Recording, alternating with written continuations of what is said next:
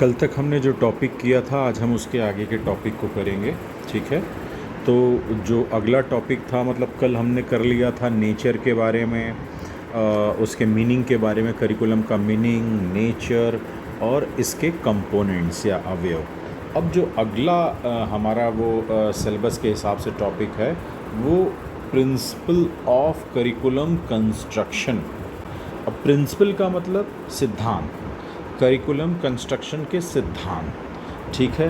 तो अगर मोटी मोटी बात मैं करूं तो ऐसे समझिए कि करिकुलम कंस्ट्रक्शन करते समय किन सिद्धांतों का या किन बातों का हमें ध्यान रखना चाहिए, बस इतना समझिए। ठीक है। तो किन बातों का ध्यान रखना चाहिए करिकुलम के निर्माण के समय, वही इसमें टॉपिक हम डील करेंगे। तो फिर वही बात मैंने पॉइंट फॉर्म में लिखा है, आप अगर बस इसको समझ लेंगे तो एक नहीं 10 नहीं सैकड़ों पेज इस पर लिख डालेंगे। तो सबसे पहला है देखिए प्रिंसिपल ऑफ चाइल्ड सेंटर्डनेस। आपको नाम से पता चल रहा होगा कि बच्चा केंद्र में रहना चाहिए, स्टूडेंट केंद्र में रहना चाहिए। ठीक है। अब देखिए यहाँ लिखा है curriculum should be according to child. अब इसमें सिर्फ कुछ चीज़ें दिमाग में रखिए, मतलब करिकुलम का निर्माण बच्चे के एज के हिसाब से होना चाहिए, ग्रेड के हिसाब से होना चाहिए, इंटरेस्ट के हिसाब से होना चाहिए, एबिलिटी के हिसाब से होना चाहिए, कैपेसिटी के हिसाब से होना चाहिए और सोशियो इकोनॉमिक स्टेटस के हिसाब से होना चाहिए। ये सारी चीज़ें अब आप खाली इसी पे 4 पेज लिख सकते हैं। तो प्रिंसिपल ऑफ चाइल्ड सेंटर्डनेस, अच्छा करिकुलम का निर्माण बच्चे के उम्र के हिसाब से, बट ऑब्वियस है भाई छोटा बच्चा है उसी के अकॉर्डिंग करिकुलम बनेगा, बड़ा है उसके अकॉर्डिंग बनेगा। ठीक है। ग्रेड, किस ग्रेड में मतलब है वो बच्चा, उसके बहुत तेज बच्चों के लिए अलग करिकुलम, कमज़ोर बच्चों के लिए अलग, उसका इंटरेस्ट बेसिकली किस में है। ठीक है। क्या वो आर्ट्स में ज़्यादा इंटरेस्ट रखता है, मैथ्स में, साइंस में, या किस तरह की चीज़ें, तो करिकुलम में उन चीज़ों पे जोर दिया जा सकता है। एबिलिटी, कैपेसिटी और सोशियो इकोनॉमिक स्टेटस पे भी बहुत ध्यान देना चाहिए। तो बस आप इतना पॉइंट ध्यान रखिएगा, आप समझिए। अभी एक तो प्रिंसिपल ऑफ करिकुलम कंस्ट्रक्शन में ढेर सारे पॉइंट है और हर पॉइंट में भी बहुत ढेर सारे पॉइंट हैं। तो बस अगर आप पॉइंट याद रखेंगे तो आप लिख ले जाएंगे। तो प्रिंसिपल ऑफ चाइल्ड सेंटर्डनेस दिमाग में रखिएगा, एक प्रिंसिपल है। ठीक है। दूसरा है प्रिंसिपल ऑफ यूटिलिटी। यूटिलिटी का मतलब उपयोगिता होता है। जो भी आप करिकुलम बनाने जा रहे हैं उसकी रियल लाइफ में क्या उपयोगिता है। आप देखिए, अगर यहाँ पे देखिए मैंने लिखा है कि जो भी हम करिकुलम, ठीक है, बच्चों की बनाने जा रहे हैं, करिकुलम के चारों एलिमेंट की अभी बात करेंगे कि बच्चों की रियल लाइफ में क्या यूटिलिटी है, क्या वो सोशल प्रॉब्लम को सॉल्व कर पाएंगे उस करिकुलम के बाद, क्या वो रोज़गार परक होगा, वो करिकुलम उन्हें रोज़गार दिला पाएगा। ठीक है। तो इसी को कहते हैं यूटिलिटी, प्रिंसिपल ऑफ यूटिलिटी। आपको उसी तरह पॉइंट ध्यान रखना है। चाइल्ड सेंटर्डनेस प्रिंसिपल में एक दूसरा उपयोगिता। अब उपयोगिता में आप चारों एलिमेंट्स की उपयोगिता लिख सकते हैं, ध्यान रखिए। एम की क्या उपयोगिता है, मटेरियल की क्या उपयोगिता है, लर्निंग एक्सपीरियंस की क्या उपयोगिता है और इवैल्यूएशन की क्या उपयोगिता है। ठीक है। तो प्रिंसिपल ऑफ यूटिलिटी। ठीक है। अब आगे आइए प्रिंसिपल ऑफ क्रिएटिविटी। ठीक है। तो अगला है प्रिंसिपल ऑफ क्रिएटिविटी। देखिए मैंने लिखा है some childrens are very creative by nature while preparing curriculum it should be in mind. आप जब भी करिकुलम बना रहे हो आपको ये दिमाग में रखना चाहिए कि कुछ बच्चे बहुत क्रिएटिव होते हैं तो उसके अकॉर्डिंग करिकुलम डिज़ाइन करना चाहिए। ठीक है। तो अब आगे आइए, बढ़ते हैं आगे। देखिए प्रिंसिपल ऑफ फ्लेक्सिबिलिटी और इलास्टिसिटी। अब इसका मतलब समझिए, इसका मतलब अपने शब्दों में समझना है तो आप इस पे भी 4 पेज लिख देंगे। जैसे देखिए जो भी आगे पॉइंट्स लिखे हैं इसके, वो हैं क्या बेसिकली, इन वजहों से करिकुलम को फ्लेक्सिबल होना चाहिए, यानी करिकुलम को क्यों फ्लेक्सिबल या इलास्टिक होना चाहिए, वो चीज़ हम एक्सप्लेन करने जा रहे हैं। ठीक है। तो देखिए generally the people who frame the curriculum is not in the direct contact of the children। बड़े बड़े आईएएस अधिकारी, बड़े बड़े नीति निर्माता, वो जो करिकुलम बना रहे हैं, ठीक है, वो सीधे बच्चों के संपर्क में नहीं हैं, आप समझिए। ठीक है। तो जब बच्चों के संपर्क में नहीं है, टीचर बच्चों के संपर्क में है डायरेक्टली, तो करिकुलम ऐसा फ्लेक्सिबल होना चाहिए कि टीचर उसको बच्चों के अकॉर्डिंग मोल्ड कर सके। अभी आगे ये चीज़ें मिलेंगी, ठीक है। तो करिकुलम को क्यों फ्लेक्सिबल होना चाहिए? क्योंकि जो लोग फ्रेम कर रहे हैं डायरेक्ट कांटेक्ट में बच्चों के नहीं हैं, ठीक है।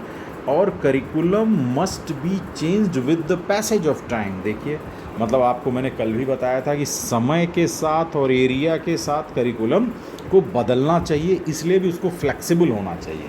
मतलब ऐसा रिजिड मत बना दीजिए, समय के साथ उसको बदलना चाहिए। हमारी सरकार भी बीच बीच में नई शिक्षा पॉलिसी, न्यू एजुकेशन पॉलिसी लाती रहती है और बदलती रहती है, ठीक है। अब देखिए, according to individual difference of child, हर बच्चा अपने में यूनिक है, ठीक है। There should be scope in hand of a teacher. ज़रा समझिए, टीचर के हाथ में एक स्कोप होना चाहिए, क्या कि इंडिविजुअल डिफरेंस ऑफ चाइल्ड के हिसाब से भी करिकुलम को क्या कर सके, मॉडिफाई कर सके। That teacher can modify the curriculum according to child's need if necessary, यानी इसलिए भी फ्लेक्सिबल होना चाहिए। तो जो पिछला पॉइंट मैंने आपको बताया कि फ्लेक्सिबिलिटी आखिर ज़रूरी क्यों है, प्रिंसिपल ऑफ फ्लेक्सिबिलिटी का मतलब क्या हुआ, ठीक है। अब आगे प्रिंसिपल ऑफ कम्युनिटी सेंटर्डनेस। जैसे हमने चाइल्ड सेंटर्डनेस पढ़ा था, वैसे कम्युनिटी सेंटर्ड, मतलब जब आप करिकुलम बना रहे हो तो कम्युनिटी को भी ध्यान में रखें। क्यों? क्योंकि स्कूल भी एक स्मॉल फॉर्म ऑफ कम्युनिटी है, एक समुदाय है जहाँ विभिन्न जाति धर्म संप्रदाय के लोग मिलते हैं, टीचर मिलते हैं, सब तमाम तरह के। तो स्कूल भी हमारे समाज का एक हिस्सा है। अतः करिकुलम ऐसा होना चाहिए कि बच्चों में कम्युनिटी बेस्ड वैल्यू का विकास करे। ज़रा समझिए, कम्युनिटी बेस्ड वैल्यूज़ का विकास करे, ठीक है। तो कम्युनिटी सेंटर्डनेस होना चाहिए। प्रिंसिपल ऑफ जॉइंट वेंचर, यानी किनका जॉइंट वेंचर होना चाहिए। जब करिकुलम कंस्ट्रक्शन में किसका जॉइंट वेंचर होना चाहिए, ज़रा समझिए।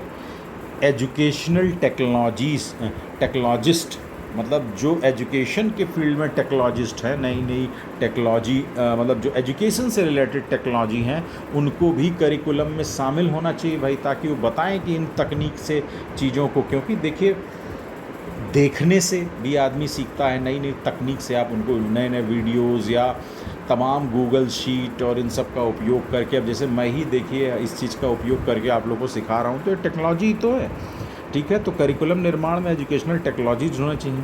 सब्जेक्ट मैटर एक्सपर्ट तो होने ही चाहिए, आप समझ रहे हैं। करिकुलम स्पेशलिस्ट होने चाहिए।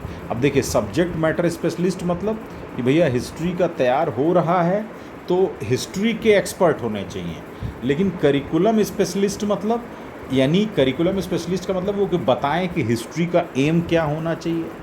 हिस्ट्री के लिए जब ऐसा एम है तो सब्जेक्ट मैटर क्या होगा, वो सब्जेक्ट मैटर एक्सपर्ट बताएंगे, ठीक है। फिर उसके लिए स्ट्रेटजी क्या होनी चाहिए, तो आप समझिएगा, सब्जेक्ट मैटर एक्सपर्ट होने चाहिए, करिकुलम स्पेशलिस्ट होने चाहिए, इवैल्यूएशन स्पेशलिस्ट होने चाहिए। देखिए, वो सारी बातें आप अगर गौर करेंगे जो मैंने आपसे कही थी कि जो शुरू में अगर आपका करिकुलम के मीनिंग कंपोनेंट को समझ लेते तो हर जगह यूज़ होगा।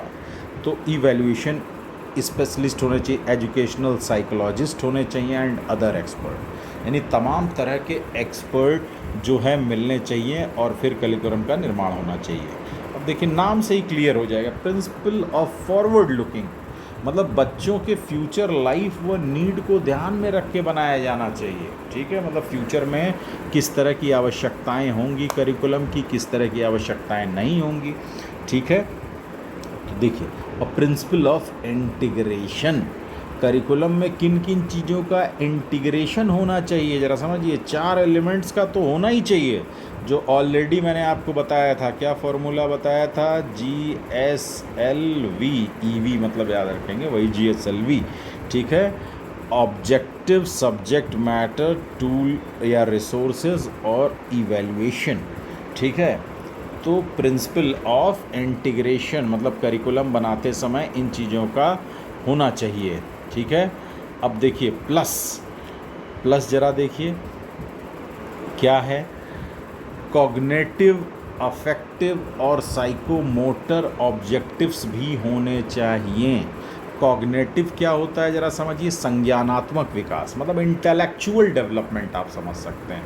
ठीक है। अफेक्टिव क्या होता है, एक तरह से आप कह सकते हैं भावनात्मक विकास कह सकते हैं। साइकोमोटर मतलब फिजिकल, समझ लीजिए फिजिकल ऑब्जेक्टिव्स भी करिकुलम में होने चाहिए। यानी जब करिकुलम का डेवलपमेंट हम कर रहे हों तो बच्चा बौद्धिक रूप से, भावनात्मक रूप से और शारीरिक रूप से भी विकसित हो। आप देखिए मतलब गेम्स का भी वो रहता है, कुछ इंटेलेक्चुअल एक्टिविटीज़ के लिए भी रहता है। बच्चों में एक इमोशनल डेवलपमेंट हो, वो सेंसिटिव हो, संवेदनशील बने, इसके लिए भी करिकुलम में हमारे हमेशा जगह रहती है। अब आगे ज़रा सा देखिए आप लोग, बस खाली अगर पॉइंट याद रखेंगे तो कम से कम 10, 20, 50 पेज लिख डालेंगे। प्रिंसिपल ऑफ इन्वायरमेंटल सेंटर्डनेस, अब इस पे आप जितना भी चाहें लिख सकें लिख दीजिए कि इन्वायरमेंट के प्रति संवेदनशील होना चाहिए। हमारे यहाँ तो देखिए तमाम इन्वायरमेंट को लेके हमारे कल्चर में भी है, तुलसी माँ हैं तो ये फलाने देवता हैं, सारे मतलब तमाम चीज़ों को लेके, जानवरों को, वनस्पतियों को लेकर। क्यों इन्वायरमेंट के लिए? क्योंकि हमारे लिए ज़रूरी, मतलब आपको जो मन में आए वो लिखिए, ठीक है। अगला क्या है, कंसल्टेशन विथ टीचर्स, ठीक है। तो नॉर्मल है कम्प्रिहेंसिवनेस ऑफ, मतलब काफ़ी कम्प्रहेंसिव होना चाहिए करिकुलम, ठीक है।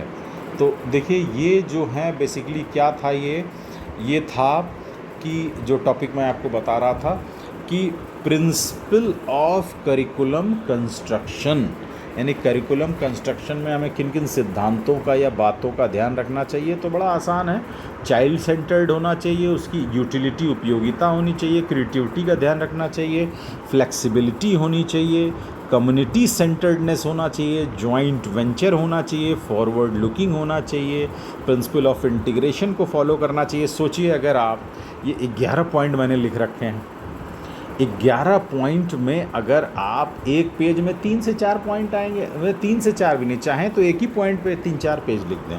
तो बस आप पॉइंट दिमाग में रखिएगा, ठीक है। अगर पॉइंट दिमाग में रखेंगे तो काम हो जाएगा।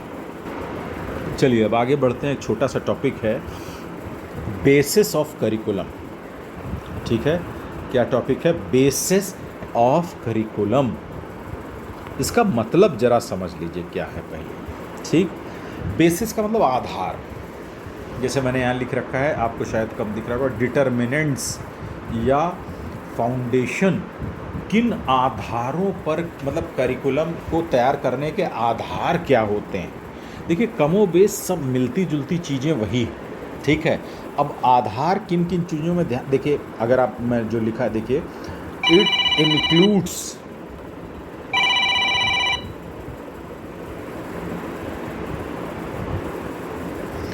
तो बेसिस ऑफ करिकुलम देखिए, it includes all the things related to curriculum making, क्या ध्यान रखना, एज वेल एज इम्प्लीमेंटिंग। यानी करिकुलम को बनाने में और इम्प्लीमेंट करने में जिन बातों का, जिन आधारों का हम ध्यान रखते हैं वो है बेसिस ऑफ करिकुलम। तो आपको फिर मैं वही चीज़ कहूँगा कि आपको बस पॉइंट दिमाग में रखने हैं, ठीक है।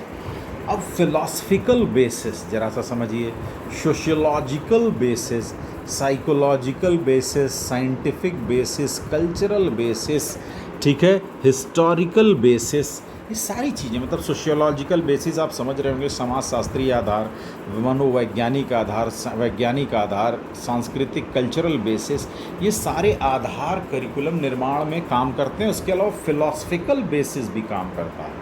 इस फिलॉसफिकल बेसिस में ही आइडियलिज्म, रियलिज्म, प्रैग्मेटिज्म और नेचुरलिज्म आ जाते हैं, जो आपके सिलेबस का भी हिस्सा हैं। अभी मैं जस्ट आगे जब इसको बताऊंगा तो इसको विस्तार से बताऊंगा। अब एक चीज़ छोटी सी बस इसमें आप समझ लीजिए, क्या समझना है आपको इसमें, बस एक चीज़ छोटी सी,